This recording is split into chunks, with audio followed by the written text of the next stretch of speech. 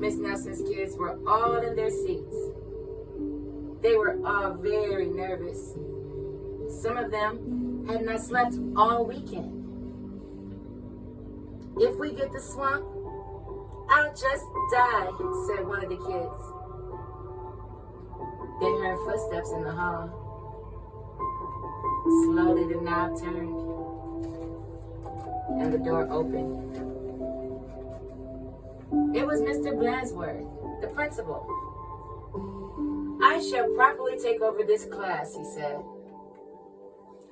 Miss Nelson's kids, they were relieved.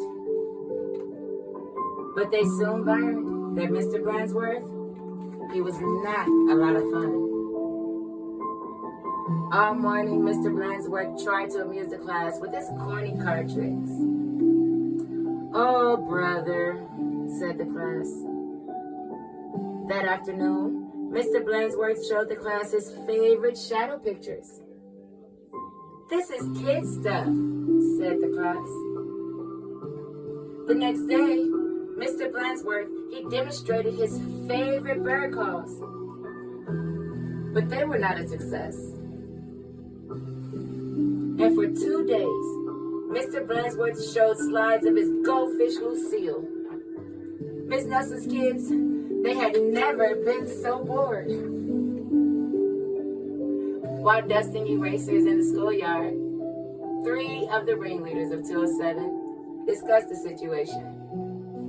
"Something has to be done," they said. "We must get rid of Mr. Blansworth." So they hatched a plot. After school, they painted and sewed and borrowed some old clothes. They practiced some very difficult stunts, stunt work in the backyard. The next day, they weren't in class. "That's too bad," said Mr. Blansworth. "They'll miss all the excitement." Mr. Blansworth was about to show the class his collection of ballpoint pens from all over the world when someone came to the door. Slowly the knob turned and the door opened. Who do you guys think it was? "Oh, look," said the class. "Miss Nelson is back."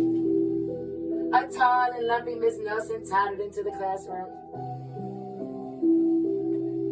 Mr. Blansworth, he was surprised. "You're back sooner than we expected," he said. The tall and lumpy Miss Nelson didn't speak. Said the kids. "Her throat must still be sore." "Are you sure you're well enough?" said Mr. Blansworth. "Oh, she's sure," said the kids. "Well, in that case," said the principal, "I'll be getting back to the office. Nice to have you back, Miss Nelson." And he left. "Hot dog," cried the class. "We got rid of Mr. Blansworth. Now we can do just as we please." At the stroke of 10, the kids from 207 left the building. No one stopped them. They went straight to the movies, where they saw The Monster That Ate Chicago twice. "This is really living," they said. Afterward, they went to Lulu's, where they stuffed themselves silly. But soon, they made a serious mistake. Heading back to school, they passed Miss Nelson's house. Miss Nelson, she couldn't believe her eyes. "Those are my kids," she said in a scratchy voice. "What are they doing at a school? And who's that with them?" Miss Nelson, she telephoned Mr. Blansworth to see what was going on. "You're not Miss Nelson," said Mr. Blansworth. "Miss Nelson is back." And he hung up the phone. "She can't fool me," he said. Said Miss Nelson. "Something will have to be done." So she went to her closet. Back in 207, Miss Nelson's kids were spending an agreeable afternoon. They were very pleased with themselves. We should do this more often, they said. They did not notice the figure at the hall. Slowly, the knob turned, and the door opened. What do you guys think this was? My name is Viola Swamp, said the lady in a scratchy voice. Yikes, cried the kids, the swamp. That's right, said Miss Swamp. I'm here to whip this class into shape.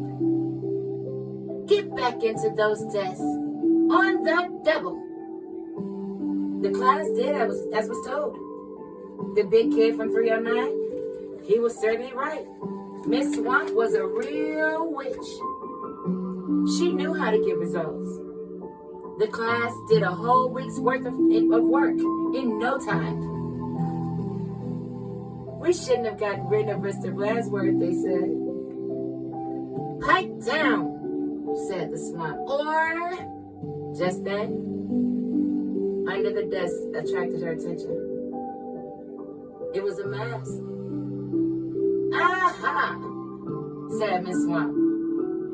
So that's your little game. She tried on the mask, just as Mr. Blansworth stepped into the room. Miss Nelson, said Mr. Blansworth, I'm off to the impression that someone has been impersonating you. Uh-oh, whispered the kids. You don't say, said Miss Swamp. Probably just some kids acting up. I'm sure it won't happen again. And Mr. Blansworth, he left. And it won't, will it? Said Miss Swamp to the class. Because the swamp will be watching. A minute later, Miss Nelson appeared. I'm back, she said. Hot dog, cried the kids. We're glad to see you. Didn't you have fun with Mr. Blansworth? She asked. Her, said the kids. They decided not to mention Miss Viola Swamp. But they wondered why Miss Nelson hadn't seen her in the hall. I wonder why that was, guys. Could it be that Miss Nelson and Miss Viola Swamp was one and the same? Yeah. She was very creative as to how to get the kids to behave. But she shouldn't have had to do that, right?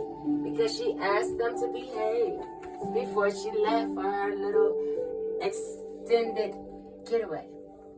So you guys remember, behave when the teacher's away. Listen.